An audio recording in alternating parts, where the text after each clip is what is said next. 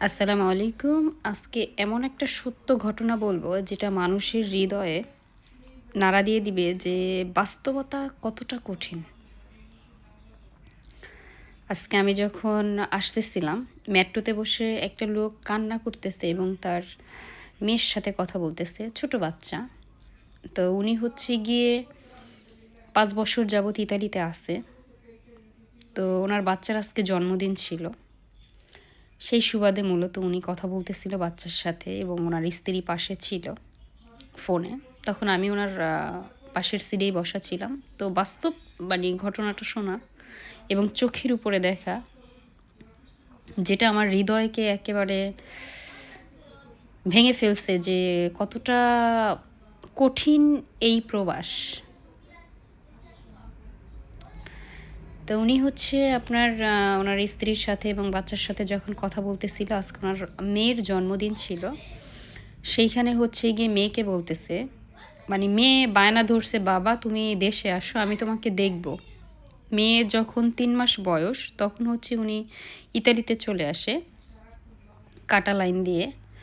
তো উনি এখনও কাগজ পায়নি, দীর্ঘ ৫ বছর হয়ে গেছে।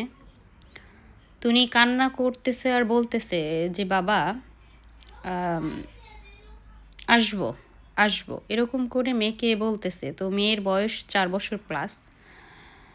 তো মেয়ে যখন হচ্ছে গিয়ে বলতেছে, তুমি সবসময় বলো শুধু আসবা আসবা, কিন্তু আসো না কেন?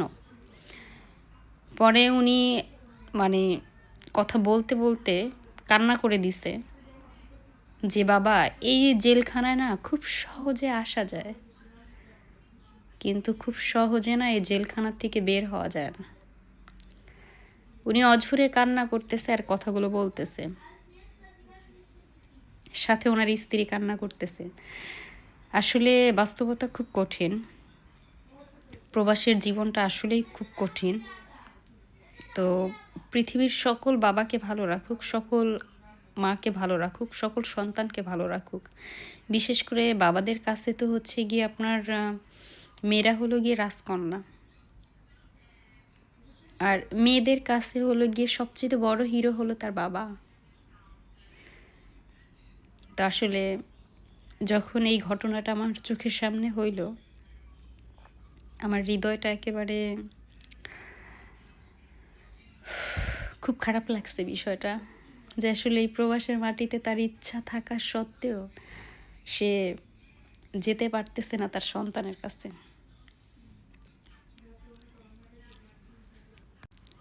পৃথিবীটা কত কঠিন, তাই না?